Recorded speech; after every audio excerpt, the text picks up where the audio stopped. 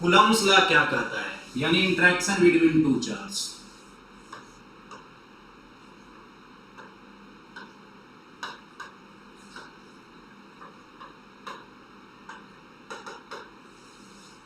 Coulomb's law एक experiment based law है।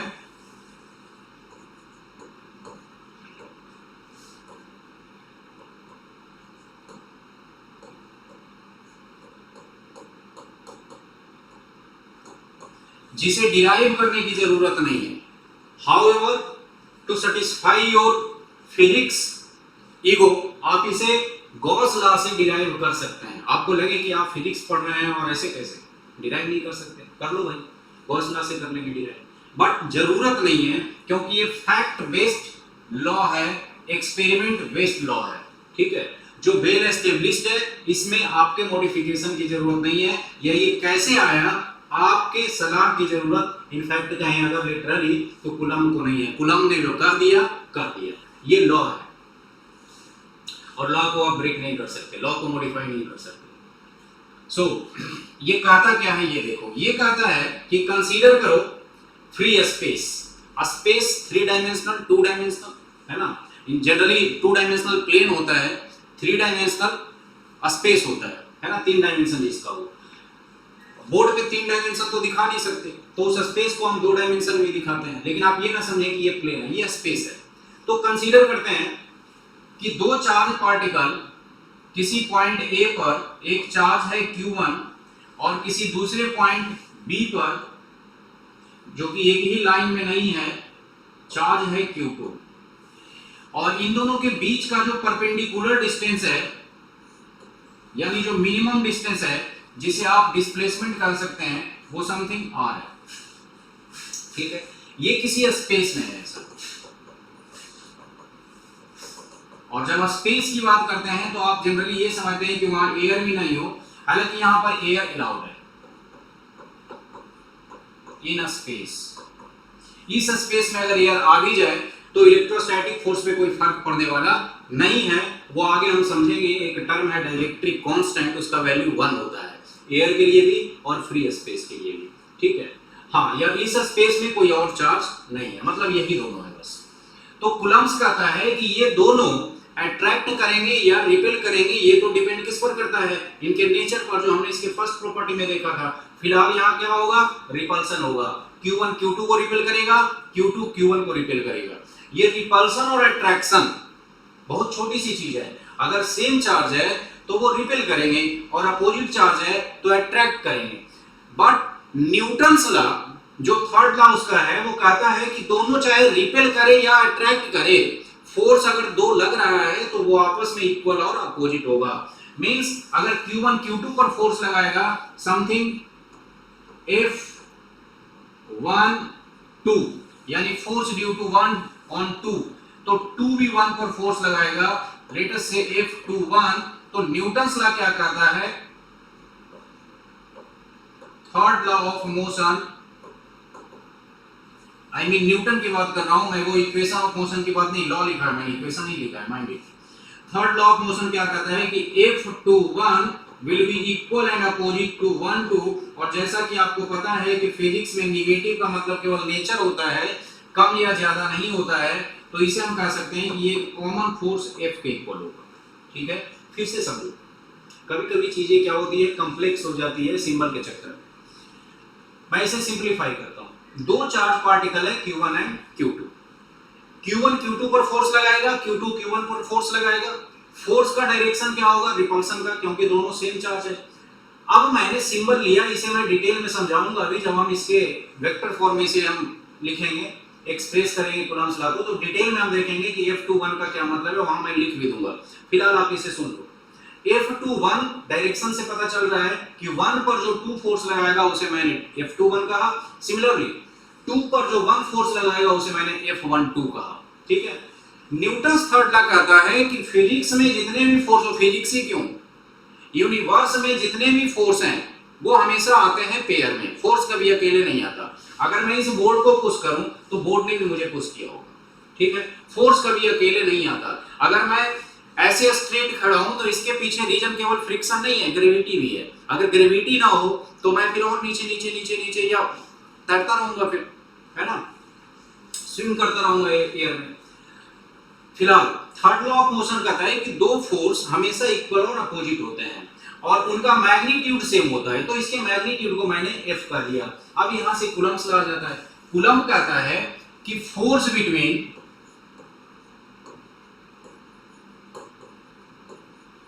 Force कौन सा, इलेक्ट्रोस्टैटिक्स, ये भी ध्यान देने की बात है, electrostatic force between two point charge is given by, इस इलेक्ट्रोस्टैटिक फोर्स को मैंने क्या कर लिया, एफ कर लिया है। तो एफ डायरेक्टली प्रोपोर्शनल होता है प्रोडक्ट ऑफ चार्ज के, यानी चार्ज जितना ज्यादा होगा फोर्स उतना ज्यादा होगा, Q1 इंटू Q2, ठीक है। And F is inversely proportional to a square of the separation 1 upon r square.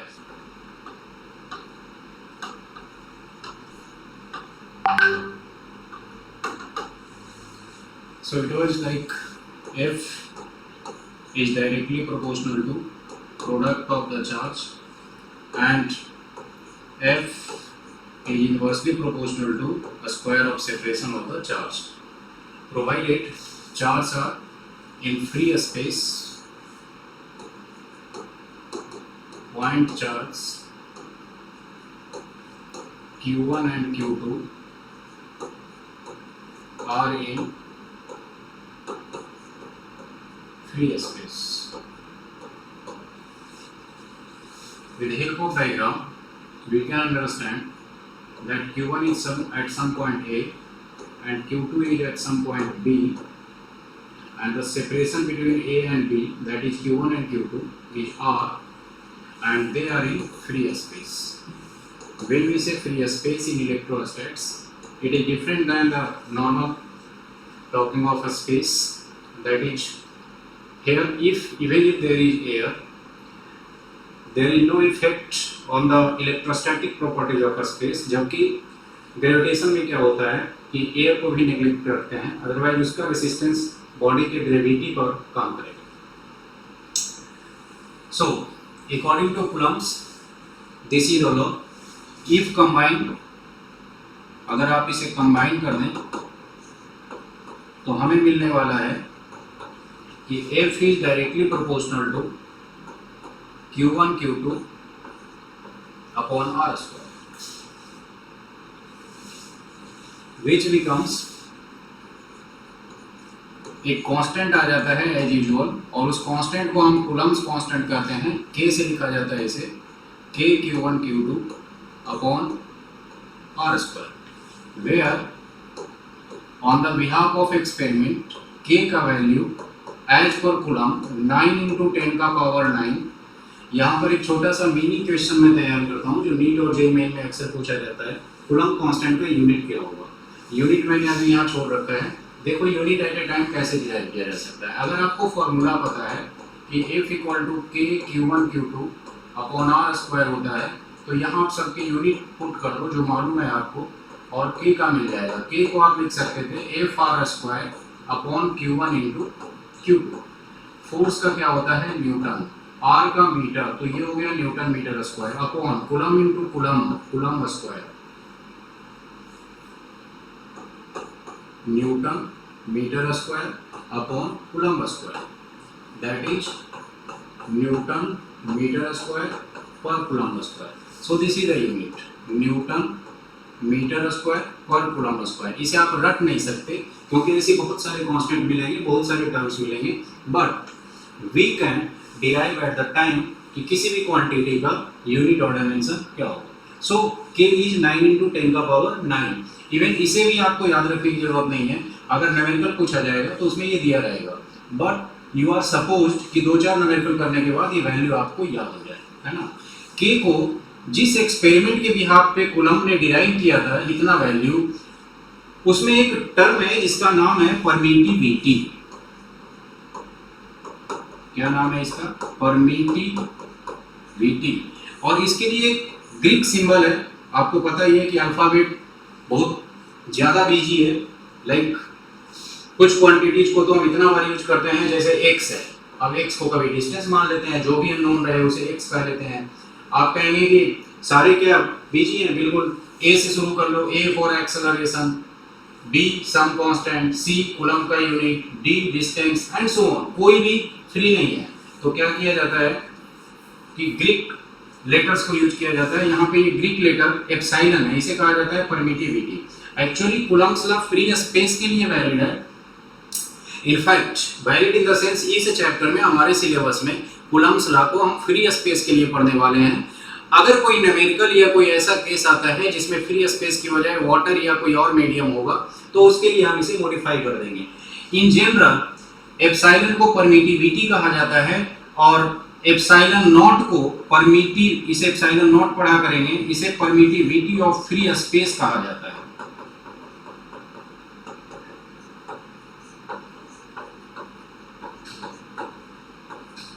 Permittivity of free space. ये परमिटिविटी और परमिटिविटी ऑफ फ्री स्पेस क्या होता है ये देख लेते हैं। एक्चुअली ये प्रॉपर्टीज होते हैं इलेक्ट्रोस्टैटिक मीडियम के, properties of electrostatic medium which defines the strength of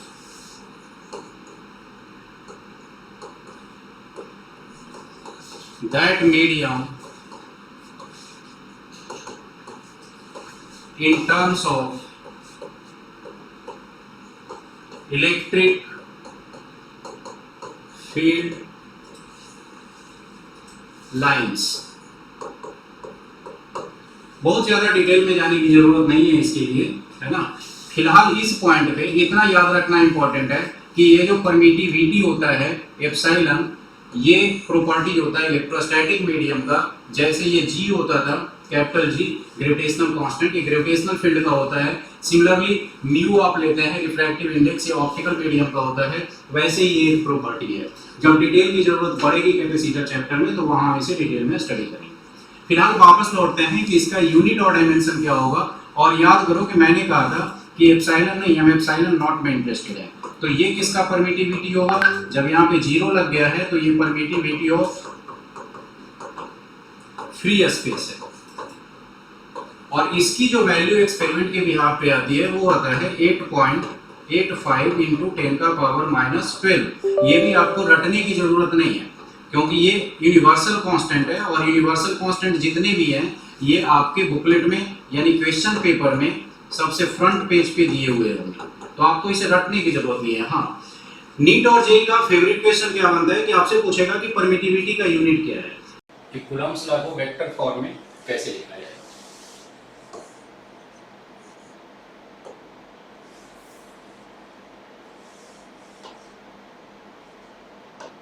Coulomb's law in vector form.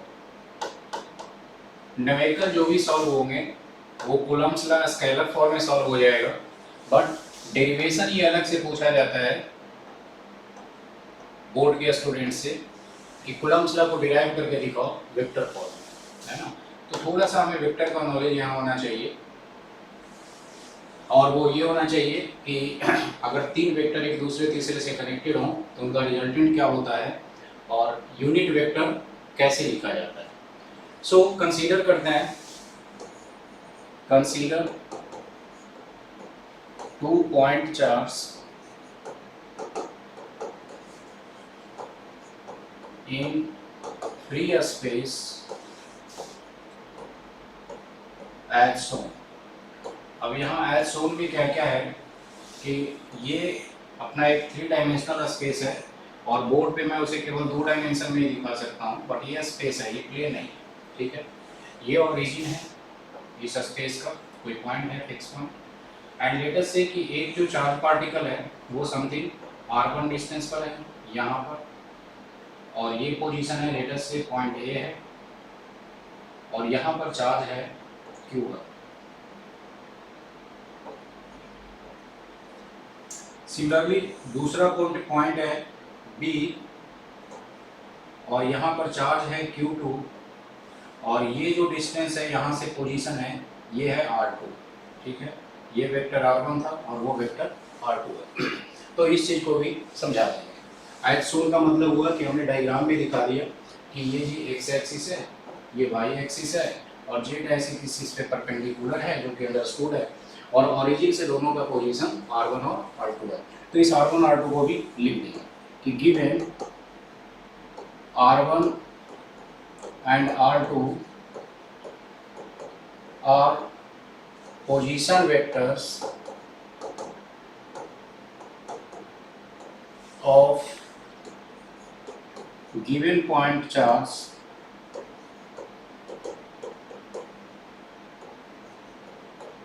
from origin, ठीक है। तो अपना जो फाइनल आंसर होगा वो R1 और R2 के टर्म में होगा, ठीक है। अब इंटरेक्शन करेगा कौन, Q1 और Q2, उनका पोजीशन दिया हुआ है कहाँ से, ओरिजिन से, ठीक है। तो लेट अस से कि A से B और B से A दोनों का लाइन का मैग्नीट्यूड सेम होगा बट डायरेक्शन अलग अलग होगा।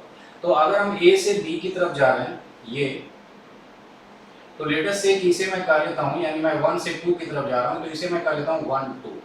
लेट अस से दिस इज वेक्टर 1 2। सिमिलरली अगर मैं ऊपर से नीचे की तरफ आ रहा हूँ यानी Q2 से Q1 की तरफ आ रहा है ऐसे, तो इसे कर लेंगे वेक्टर R2 1, ठीक है। अब देखिए डायग्राम से, फ्रॉम डायग्राम force between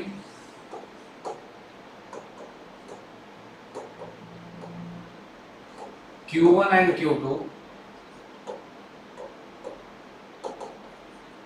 देख सेपरेशन कोई एक सेपरेशन ले लेते हैं या तो R12 या R21। फर्स्ट टाइम R12 ले लेते हैं। R12 इज गिवन बाय इस फोर्स को जो 1 2 की लिए लग रहा है, 1 से 2 की तरफ जाया जा रहा है, तो इस फोर्स को हम कह लेते हैं 1 2 ही। देखो ये पॉइंट B पर जो Q2 पर जो फोर्स लगाएगा Q1 क्या करेगा, रिपेल करेगा उसे, तो ऐसे रिपेल करेगा, है ना, रिपल्सन होगा। इस फोर्स को मैं कह लेता हूँ 1 2, यानी force on 1 due to 2। Similarly 1 पर जो फोर्स लगाएगा उसे मैं कह लेता हूँ F21, force on 2 due to 1, ठीक है। तो 1 2 किससे दिया जाएगा। अब यहां अगर मैं चाहूं तो इसे कॉम्प्लेक्स बना सकता हूं, फिर बच्चे क्या करेंगे, फिजिक्स से नफरत करना शुरू कर देंगे। क्यों? अक्सर ये देखा जाता है कि इस वाले फोर्स को जो 2 पर 1 के कारण लग रहा है F21 कहा जाता है और डिस्टेंस को 1 2 कहा जाता है। तो फोर्स 1 2 फोर्स 2 1 और डिस्टेंस 1 2। अब बच्चे कंफ्यूज घूमते रहते हैं। अगर हमें नाम ही रखना है तो हम सिंपल क्यों नहीं रखें, समझना ही तो है। इससे ना तो इसका मीनिंग बदल जाएगा ना वैल्यू बदल जाएगा, सेम चीज है। तो हमने सिंपल रखा है कि लेट अस से इस फोर्स को हम 1 2 कहा करेंगे और डिस्टेंस को भी R12 कहा करेंगे। इससे कोई फर्क नहीं पड़ता है, हाँ सिंपल जरूर हो जाता है। बाकी आपकी मर्जी है, आप चाहें तो इस 1 2 को 2 1 कर दें और वहां पे डिफाइन कर दें कि F12, जैसे मैं यहाँ पे डिफाइन करूंगा F12 को कि force due to Q1 on Q2। अब आपकी मर्जी है, आप इससे सेटिस्फाइड नहीं है, आपको कॉम्प्लेक्सिटी अच्छी लगती है, आप कंफ्यूज रहना चाहते हैं, तो आप इसको उल्टा लिख दें कि भाई ये Q2 पर Q1 के कारण फोर्स है ना। बट मैं सिंपल रखूंगा। हम वहीं तक जाएंगे जहां तक किसी और मेथड से जा सकते हैं, इसे कॉम्प्लेक्स बनाकर जा सकते हैं, बट कीप इट सिंपल। हम फिजिक्स पढ़ रहे हैं, हमें इन चीजों में या मैथमेटिक्स में नहीं उलझना है ना। यही ब्यूटी है फिजिक्स की। सो F12 को क्या कहा जाएगा, कूलम्ब्स लॉ क्या कहता है, K Q1 Q2, यहां तक तो कोई डाउट नहीं है। अपॉन में आता है R²। अब R डिस्टेंस कौन सा है, 1 से 2 का डिस्टेंस कितना है, R12, तो ये हो गया R12 का स्क्वायर। क्या ये हो गया कूलम्ब्स लॉ? बिल्कुल नहीं जी, इधर वेक्टर है, इधर वेक्टर देना पड़ेगा। तो एक सबसे अच्छी बात है वो ये है कि आपके पास एक टर्म होता है जिसका नाम है यूनिट वेक्टर, और इस यूनिट वेक्टर को आप कहीं भी यूज कर सकते हैं। जैसे मान लो कि R एक यूनिट वेक्टर है तो इसे ऐसे लिखा जाता है और इसका वैल्यू होता है 1। तो फॉर एग्जांपल मान लो F इक्वल टू 5 न्यूटन है हमारे पास, लेकिन फोर्स एक वेक्टर क्वांटिटी है, तो 5 न्यूटन में 1 तो मल्टीप्लाई किया हुआ समझ सकते थे ना। अब इस 1 को 1 न लिख करके मैं लिख दूंगा कि 5 newton unit vector R something. ये आर डायरेक्शन दिखाता है फोर्स का, कि फोर्स आर के डायरेक्शन में है, ठीक है।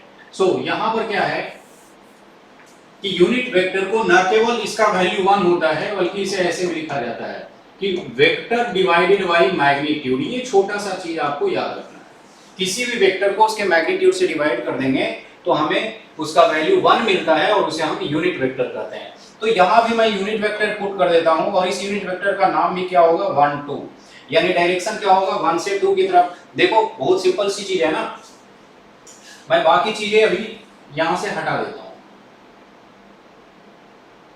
केवल F12 और R12 को रहने देते हैं। देखो 1 से 2 की तरफ जा रहे हैं, फोर्स भी 1 से 2 की तरफ लग रहा है, तो डायरेक्शन क्या होगा फोर्स से 1 से 2 की तरफ। तो 1 से 2 की तरफ वाले यूनिट वेक्टर को क्या कहा करेंगे 1 2, और इसका वैल्यू क्या होगा R12 वेक्टर फॉर्म में डिवाइडेड बाय इसका मैग्नीट्यूड। करेक्ट है कि नहीं? सो यूनिट वेक्टर हम कहीं भी यूज कर सकते हैं, क्योंकि 1 तो मल्टीप्लाइड समझ सकते हैं। तो ये हो गया वेक्टर फॉर्म में इनिशियली, अभी ये फाइनल फॉर्म नहीं है, क्योंकि यूनिट वेक्टर को यहाँ चाहेगा तो r की जगह y यूज कर ले, x यूज कर ले, यानी उसकी अपनी मर्जी है। बट कूलम्ब्स लॉ को अपनी मर्जी से नहीं कर सकते हम, एक स्टैंडर्ड फॉर्म में हमें लाना है। सो देखते हैं कि यह स्टैंडर्ड फॉर्म क्या होगा। अपने पास है क्या, F equals to K Q1 Q2 upon R12 का स्क्वायर, ये तो कूलम्ब्स लॉ है, इसे वेक्टर फॉर्म में लिखना है, तो vector F equal to R12, ठीक है। अब मैं यहाँ पे उसकी बजाय जो यूनिट वेक्टर मैंने लास्ट स्लाइड में लिखा था, इसकी जगह मैं ये लिख रहा हूं कि ये vector R12 divided by magnitude of R12। अब ये जो R12 और ये R12 है कितना हो जाएगा, ये Q हो जाएगा, यानी K Q1 Q2 upon R12 का whole cube, I mean R12 का cube into R12। This is Coulomb's law in vector form but not final. अभी भी फाइनल क्यों नहीं है, याद करो आपको 1 2 और 2 1 के फॉर्म में नहीं दिया गया है, आपको ये दिया गया है कि ओरिजिन से एक चार्ज Q1 कितना डिस्टेंस पर है या कितना डिस्प्लेसमेंट पर है, R1 पर है, और दूसरा कितना पर है, R2 पर है। तो आपको R1 और R2 के फॉर्म में लाना है, ना कि आपको R12 के फॉर्म में लाना है। ये Q2 है, जबकि हमने डिस्टेंस कौन सा लिया, हमने डिस्टेंस ये लिया हुआ है अभी। क्योंकि कूलम्ब्स लॉ जिस दो चार्ज के लिए अप्लाई होगा, सेपरेशन भी तो उन्हीं के बीच का आएगा ना, तो इनके बीच का सेपरेशन क्या लिया था हमने, R12, ये सेपरेशन लिया था, राइट। अब इस सेपरेशन को हमें R1 और R2 के टर्म में कन्वर्ट करना है, so we will use some vector. तो once again from diagram and vector addition, इस डायग्राम में अगर मैं वेक्टर एडिशन के फॉर्मूला का अप्लाई करूं तो देखो रिजल्टेंट किसी भी तीन वेक्टर में वो होता है जो एक के हेड और दूसरे को टेल को मिला है। तो देखो अपने पास क्या है, अपने पास है कि ये एक वेक्टर है R1 R2, ये डायग्राम पिछले स्लाइड में बना हुआ है तो यहां इसकी जरूरत नहीं है। सिंपली मैं वेक्टर का रिजल्टेंट दिखा रहा हूं अब आपको, ये R2 है, ये R1 है और ये R12 है। अब आप क्लियरली देख सकते हैं कि R1 इसके टेल को मिला रहा है और इसके भी टेल को मिला रहा है, तो ये तो रिजल्टेंट नहीं हो सकता। जो दोनों के टेल को मिला है वो तो रिजल्टेंट नहीं हो सकता है।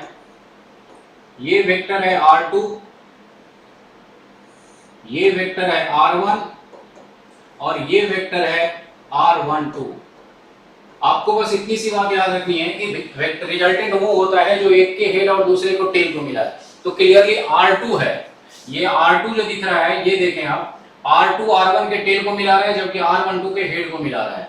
तो यहाँ पे रिजल्टेंट कौन हो गया, R2, और रिजल्टेंट का मतलब क्या होता है, एडिशन का रिजल्टेंट की बात हो रही है यहाँ पे।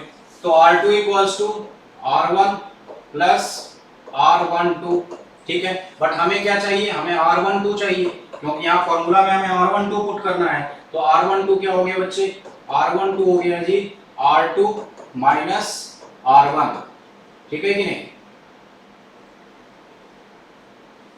R2 माइनस R1, ठीक है। यही हम यहां पर पुट करने वाले हैं। सो पुट कर देते हैं। मैं एक बार फिर से लिख देता हूं, from diagram and vector addition we have R12 vector R12 equals to vector R2 minus vector R1। So F equals to K Q1 Q2 upon ये कितना हो जाएगा R12, ये हो जाएगा R2 माइनस R1 का whole cube into vector R2 minus vector R1। This is Coulomb's law in vector form. Done. अब एक चीज और उसमें ऐड होता है कि प्रूफ करो कि Coulomb's law Newton's third law को फॉलो करता है। देखो न्यूटन्स थर्ड लॉ सबसे बड़ा लॉ है, चाहे फोर्स कोई भी हो, फोर्स हमेशा पेयर में आता है और म्यूचुअल अप्लाई होता है। अगर एक बॉडी दूसरे पे फोर्स लगाएगा तो दूसरा भी एक पर लगाएगा, डायरेक्शन हमेशा अपोजिट होगा, मैग्नीट्यूड हमेशा सेम होगा, एक्शन वाले पॉइंट अलग अलग होंगे जहां वो काम कर रहे होंगे, ठीक है। तो इसे प्रूव करना बहुत आसान है। इस बार आप क्या करें कि R12 के बजाय R21 ले लें, है ना, और R12 में मैं लिख देता हूं यहां पर सिमिलरली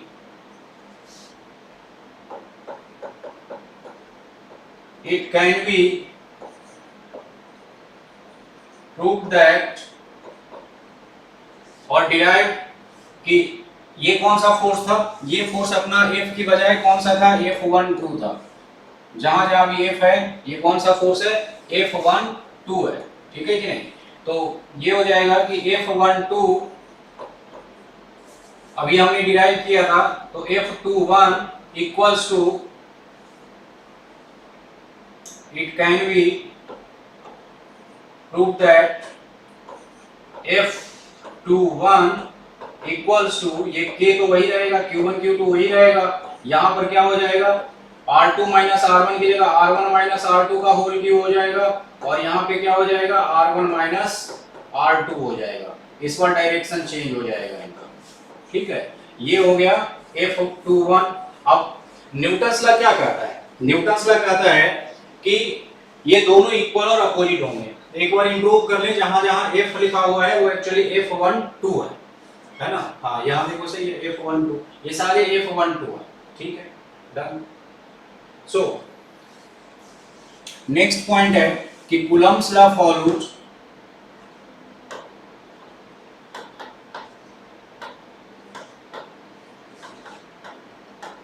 न्यूटन्स थर्ड लॉ। और न्यूटन्स थर्ड लॉ कहता क्या है जी, न्यूटन्स थर्ड लॉ कहता है कि फोर्स हमेशा पेयर में आता है,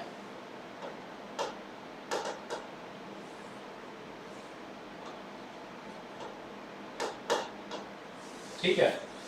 तो न्यूटन्स थर्ड लॉ को प्रूव करते हैं, यानी हमें प्रूव करना है कि F12 is equal but opposite to F21, ठीक है। ये F21 और F12 कौन सा है, हमने दो बार डायग्राम बनाया, दोनों में दिखाया है, फिर से मैं बना लेता हूं। और डायग्राम बनाने से नहीं करना चाहिए हमें, इससे क्लियरेंस आता है। मे भी एक दो बार गलत हो तो हो, धीरे धीरे तो सीख जाएंगे। जिस दिन आपने थ्योरी के साथ डायग्राम समझाना शुरू कर दिया, आपका कंसेप्ट क्लियर है, सब्जेक्ट स्ट्रांग हो जाएगा आपका। सो ये पॉइंट, ये था चार्ज Q2 और ये था चार्ज Q1, है ना, नॉट नेसेसरली कि स्ट्रेट लाइन में हो। और Q2 Q1 पर जो फोर्स लगा रहा है उसे हमने कहा दिया F21, और Q1 जो Q2 पर फोर्स लगा रहा है उसे हमने कहा दिया F12। Q1 से Q2 की तरफ जो डिस्टेंस जा रहा है इसे हमने कहा दिया R12, keep it simple. Q2 से Q1 की तरफ जो डिस्टेंस आ रहा है उसे हमने कहा दिया R21, ठीक है। तो F12 और F21 क्लियर दिख रहा है कि इक्वल और अपोजिट होगा, है ना। बट हमें इसे प्रूव करना है तो कर लेते हैं प्रूफ। देखो F12 को क्या लिखा जा सकता है, F12 को लिखा जा सकता है K Q1 Q2 अपॉन 12 आ रहा है तो यहाँ पे क्या आएगा 12 का स्क्वायर इनटू कितना R12 यूनिट वेक्टर, ठीक है कि नहीं। But R12 unit vector R21 के साथ कैसा होगा, अपोजिट रिलेशन होगा, दोनों का डायरेक्शन केवल अलग अलग होगा। देखो ये वेक्टर R12 है तो यूनिट वेक्टर भी तो इधर ही होगा ना R12, ठीक है कि नहीं, और ये R21 है तो इधर ही होगा यूनिट वेक्टर R21, दोनों अपोजिट है एक दूसरे के। तो यहां मैंने लिख दिया कि R12 R21 के अपोजिट होगा केवल डायरेक्शन में, एंड मैग्नीट्यूड में तो दोनों का वैल्यू सेम ही है, R12 इक्वल्स टू R21, ठीक है कि नहीं। चाहे आप Q1 से Q2 आओ या Q2 से Q1 जाओ दोनों सेम चीज है, तो यहां पे हम 12 की बजाय 21 लिख सकते हैं। So F12 equals to K Q1 Q2 upon R12 की जगह क्या पुट कर दें, यहाँ पे R21 पुट कर दें, R21 का स्क्वायर, और यहाँ पे क्या पुट कर दें माइनस R21। अब देखो माइनस को मैं बाहर निकाल लेता हूं